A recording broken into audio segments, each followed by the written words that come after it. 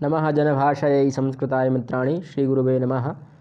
महाकवि शूद्रक की राजधानी विदिशा से मैं तेजेंद्र आचार्य आप सभी का हमारे यूट्यूब चैनल पर हार्दिक स्वागत करता हूं।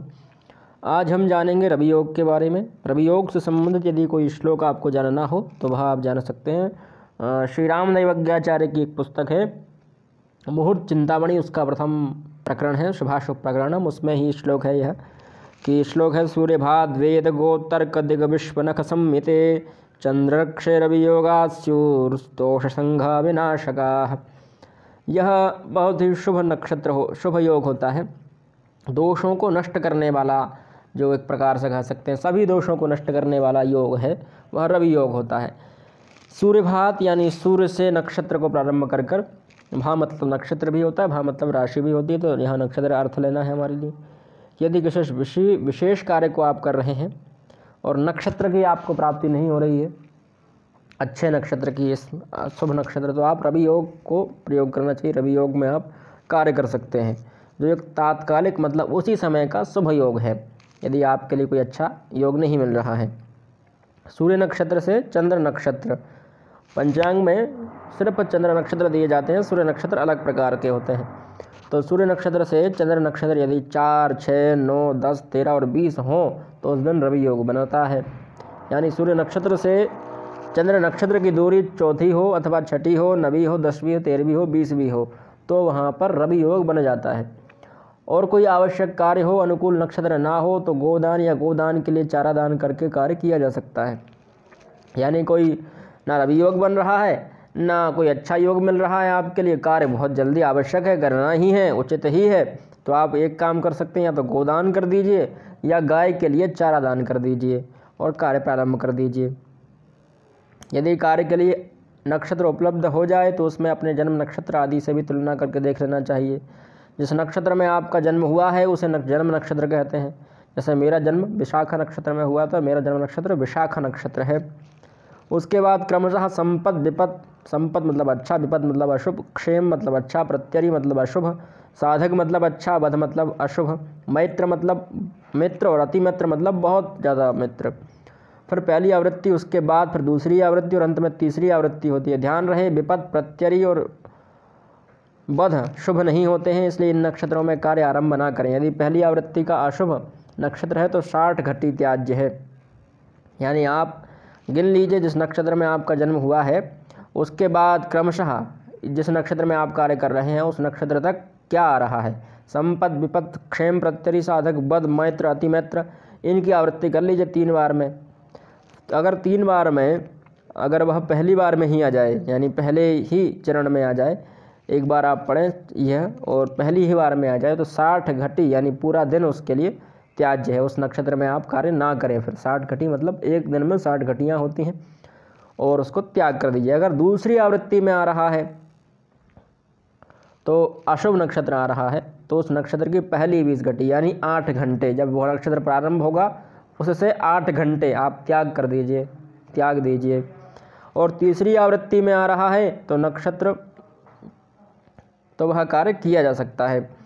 और यार यदि कार्य अति आवश्यक, यानी पहली घटी में, पहली लाइन में आ रहा है, पहली बार हमने पढ़ा पहली आवृत्ति तो आया, तो पहले 60 की 60 घटी यानी पूरा दिन आपको त्याग करना है। और दूसरी बार में आया तो 20 घटी त्याग करना यानी 8 घंटे। और तीसरी बार में आया तो आप कार्य कर सकते हैं। यह कार्य अति आवश्यक है और आपके अनुकूल नक्षत्र, आपके जन्म नक्षत्र की पहली आवृत्ति के अशुभ में आता है तो परिहारों का प्रयोग करके आप अपना कार्य किया जा सकता है। जैसे आप विपत नक्षत्र आ रहा है तो आप गुड़ दान कर सकते हैं, प्रत्यरी आ रहा है तो नमक दान करिए, और वध के लिए स्वर्ण व काले तिल दान करना चाहिए। और क्रम क्या है, वह संपत। जैसे आपका नक्षत्र क्या है, मेरा नक्षत्र क्या है, विशाखा है, तो विशाखा से लगाइए संपत, विपत, क्षेम, प्रत्यरी, साधक, वध, मैत्र, अति मैत्र, ये नक्षत्र का क्रम हो गया।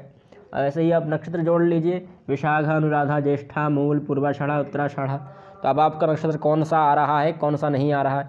यदि मान लीजिए पहली आवृत्ति में नहीं आया तो दूसरी आवृत्ति में आएगा, और दूसरी आवृत्ति में नहीं आया तो तीसरी आवृत्ति में आएगा। जिस आवृत्ति में आए, पहले में आए तो 60 घटी त्याज्य, दूसरे में आए तो 8 घटी त्याज्य, और तीसरे में आया तो कार्य कर सकते हैं। और यदि पहले में आ गया और कार्य करना ही है तो उसके लिए उपाय भी बताया कि आप गुड़ दान कर सकते हैं। यदि विपद नक्षत्र है, विपदा आने वाली है तो गुड़ दान कर दीजिए।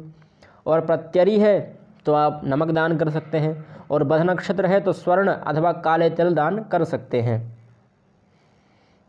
अनेक कार्यों के लिए जन्म नक्षत्र को भी शुभ नहीं माना जाता। जैसे कई काम ऐसे हैं कि जन्म नक्षत्र के लिए शुभ नहीं माने जाते।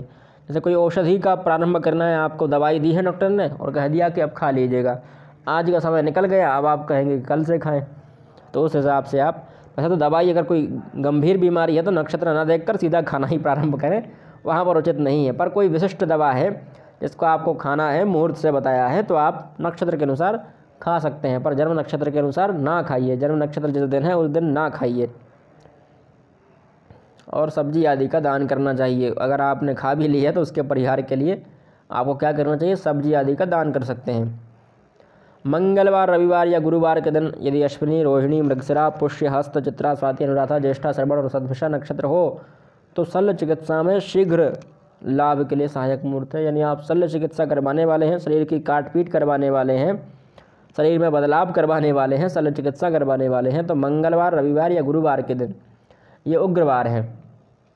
ठीक है, मंगलवार, रविवार, गुरुवार तो सोमवार है, मंगलवार और रविवार।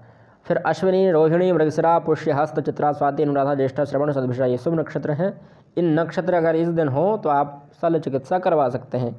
रविवार, सोमवार, मंगलवार, बृहस्पतिवार और शुक्रवार के दिन यदि अश्विनी, रोहिणी, पुष्य, हस्त, चित्रा, स्वाति, अनुराधा, ज्येष्ठा, मूल, श्रवण, शतभिषा नक्षत्र हो तो नई औषधि प्रारंभ करना स्वास्थ्य के लिए लाभदायक होता है। यानी आपको कोई औषधि दी है उसको आपको प्रारंभ करना है तो कब करें, रविवार के दिन यदि ये नक्षत्र हो, सोमवार के दिन हो, मंगलवार के दिन हो, गुरुवार के दिन हो अथवा शुक्रवार के दिन हो। कौन कौन से नक्षत्र, अश्विनी, रोहिणी, पुष्य, हस्त, चित्रा, स्वाति, अनुराधा, ज्येष्ठा, मूल, श्रवण और शतभिषा, तो आप औषधि प्रारंभ कर सकते हैं। आज की वीडियो में इतना ही। अगली वीडियो में हम पुनः मिलते हैं, तब तक के लिए जय तु संस्कृतम, जय तु भारत।